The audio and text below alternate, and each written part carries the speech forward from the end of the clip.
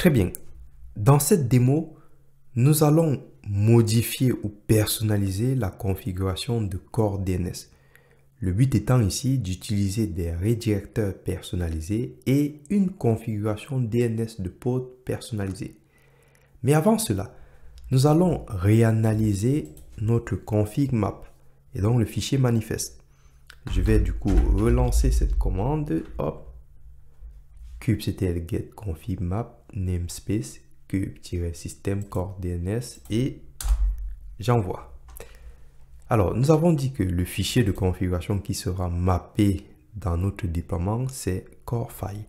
Et voici d'où commence la déclaration de notre configuration. Et elle se termine ici. Ce qui va surtout m'intéresser, cette partie-là, on ne va pas la toucher, ce sont donc les forwarders, les redirecteurs. Ça veut dire que lorsque je veux atteindre une machine ou même un site internet, en fait, la requête pour faire ma résolution de nom sera redirigée sur ce fichier de configuration. Et ce fichier de configuration, c'est le fichier de configuration qui est sur votre machine hôte. Donc, c'est le fichier resolve.conf. Et c'est là-bas que vous pouvez déclarer vos serveurs DNS. Et du coup, si on regarde ce fichier de configuration sur une machine hôte, je suis dans etc, donc je fais un cat de resolve.conf. Alors, voici le serveur DNS.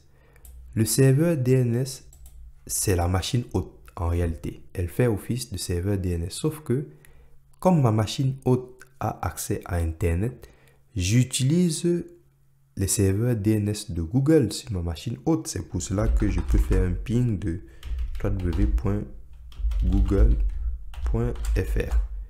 J'arrive à pinguer. Qui fait la résolution, c'est justement les DNS de Google. Sauf que quand j'utilise Core DNS, si je ping Google depuis un port, la requête sera envoyée à cette adresse IP.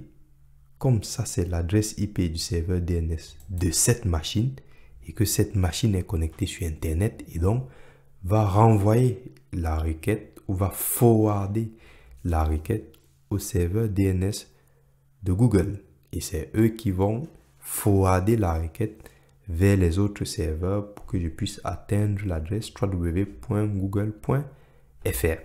Voilà en réalité comment ça va se passer. Donc par défaut, si je reviens, hop, ici, hop, voilà, c'est ce fichier de configuration là. Et du coup, nous allons voir comment modifier ceci pour mettre nos propres redirecteurs, pour personnaliser cela. Alors, pour mettre à jour cette configuration, nous allons créer un nouveau fichier manifeste. Et voici à quoi va ressembler notre config map. Donc, vous avez toujours le nom core DNS, vous avez toujours le nom de l'espace de nom. Ça veut dire que le fichier peut s'appeler Toto, Tata. Enfin, je parle du manifeste. Ça, c'est le nom du manifeste. Par contre, si je veux mettre à jour ces informations, il faut que toutes ces informations correspondent exactement au config map actuel. Et quand je dis les informations, je veux parler du nom ici, du namespace surtout, et je peux venir modifier ce fichier-là. Donc, modifier ces quelques lignes. Mais le plus important pour nous, comme je disais, c'est surtout le nom, le namespace, et puis c'est tout. Alors, nous souhaitons modifier les forwarders. Et là, vous voyez, si on compare ici, ce forward qui pointe sur le fichier resolve.conf qui est en local, on va le modifier avec ceci. Alors, je pense que vous connaissez les adresses 111. Ça existe vraiment. Hein. Alors, c'est si vous voulez, par exemple, que votre connexion soit rapide, vous pouvez pointer directement sur les serveurs 111. Vous voyez, Resolver DNS le plus rapide et le plus sécurisé d'Internet. 111. Et vous avez aussi 999. D'accord? Donc, si vous faites hop, comme ceci, 9. Moi, je le mets souvent sur mes machines, hein, parce qu'il vous bloque en fait pas mal de sites et ça vous permet justement d'avoir une connexion assez rapide. Donc voilà, un serveur DNS, enfin un service DNS public et gratuit pour une meilleure connexion, je pense. Voilà, vous avez ces deux-là. Et ce que nous allons donc faire, nous allons utiliser un premier redirecteur qui sera notre redirecteur par défaut et nous allons utiliser un redirecteur conditionnel. Conditionnel, pourquoi? Parce que si je veux joindre un DNS particulier, donc vous connaissez les serveurs DNS. Donc forcément, quand on parle de DNS, vous avez un nom de domaine. Ça veut dire que si je veux joindre ce nom de domaine, je peux rajouter, ça s'appelle un FQDN. Vous voyez?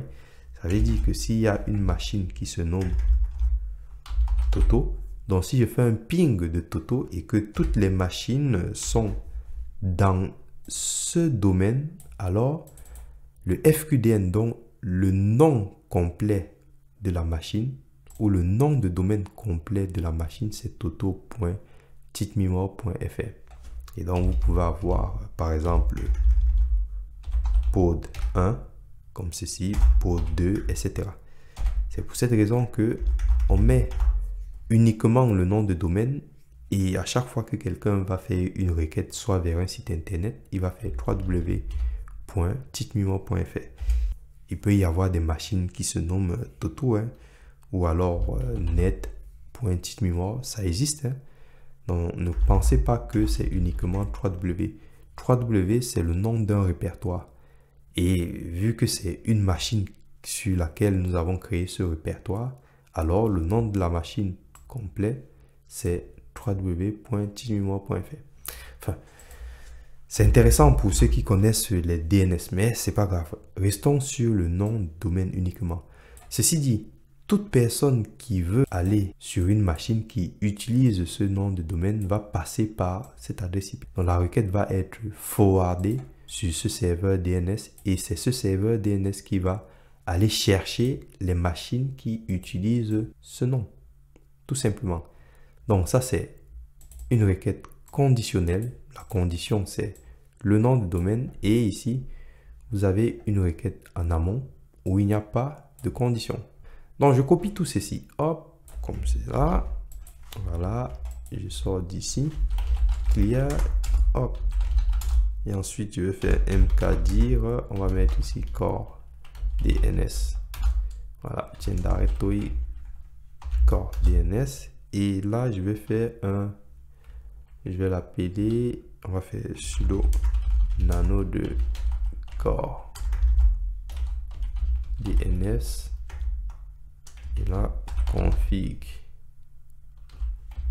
custom.yaml. Voilà. Et je colle cette configuration. Voilà, yes. Très bien. Ok. Une fois que c'est fait, regardez, je fais par exemple un less de ceci. Voilà. Ok. J'ai ma config map ici. Comme j'ai dit, je garde le nom du namespace. Je garde toute cette partie. Je n'ai pas touché. J'ai remplacé l'ancien forward et j'ai mis un forward pour une redirection conditionnelle. Et là, je peux appliquer les modifications. Donc, hop, je sors déjà d'ici. 2.kit. Voilà. Très bien. Nous allons faire la mise à jour de la configuration du fichier mappé. Alors, ls, le fichier de configuration que nous avons créé pour faire la mise à jour se nomme comme ceci. On peut l'appeler comme on veut, mais vous savez qu'il existe un config map actuellement. Si je fais un sudo kubectl get config maps all namespace, hop, ce config map là, voici son nom et voici son espace de nom. Si je veux le mettre à jour, vous voyez, il est disponible depuis 11 jours. Comment je vais faire? Je vais tout simplement créer un nouveau fichier de configuration. Donc c'est un config map. Et bien sûr, si je fais un less de ce fichier de configuration, je dois mettre exactement le même nom, exactement le même namespace. Après ici, voici le fichier de configuration que je souhaite mettre à jour. Donc, le plus important, c'est d'avoir le même namespace et le même nom. Pour la mise à jour, je répète, si vous changez ce nom-là, vous créez tout simplement un nouveau config map. On peut faire le test, vous pouvez faire le test. Et moi, je souhaite faire une mise à jour. Du coup, je vais sortir d'ici et je fais un sudo kubectl -f core comme ceci, --, je précise bien le namespace kube-system. Pensez souvent à préciser les namespaces si vous en avez plusieurs. Et là, je fais entrer et regardez, configure. Donc j'ai fait ma mise à jour propre. Et du coup, si je rappelle cette commande namespace comme ceci, hop, je peux donc par exemple faire un describe ou tout simplement faire comme ceci. On va faire ça, get, on a dit config maps core dns namespace égale à cube-system. Et je redirige la sortie au format YAML, -o, YAML, hop, ça donne ceci. Et regardez, hop, est-ce que vous voyez? Voilà, la mise à jour est bien passée, ça c'est parfait. Très bien, lorsque vous faites la mise à jour de votre service DNS et donc du fichier mappé, vous pouvez consulter les logs pour voir s'il y a d'éventuelles erreurs. Pour ce faire, vous allez lancer cette commande kubectl logs-namespace. Ensuite, vous allez utiliser un sélecteur de label pour faire un filtrage. Alors, comment j'obtiens en fait ce label-là? Donc, le label, c'est une combinaison d'une paire clé-valeur. Et les sélecteurs sont là pour nous aider à sélectionner en fait des ressources en fonction de leur label. Alors, si je veux sélectionner du coup des pods qui utilisent ce label, il faut que je trouve donc ces pods.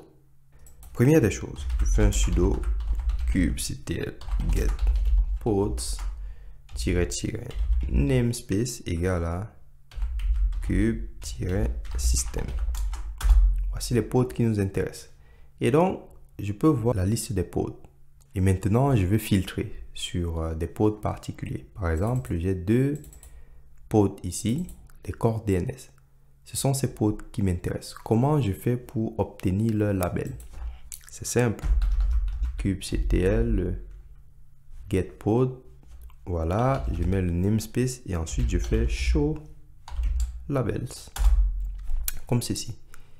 Et je peux voir ici core DNS, d'accord? Et si je regarde, j'ai donc ceci.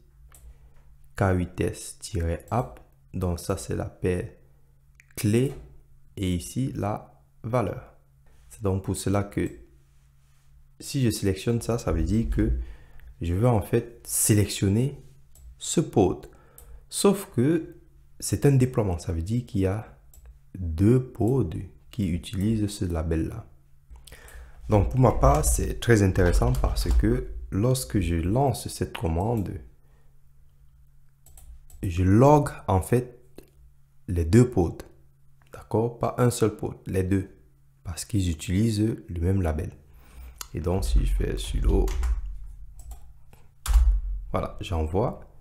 Je regarde depuis le début, je vois qu'il y a eu un rafraîchissement ici, un chargement du plugin, donc tout a été chargé et je regarde à la fin, rechargement complet.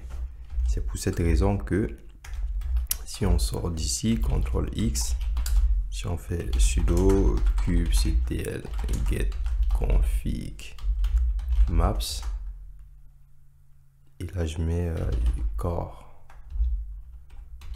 core DNS et ensuite tirer namespace et là je mets cube-système -o YAML. Hop, je peux donc voir que la mise à jour a bien été effectuée. Très bien. Donc voilà.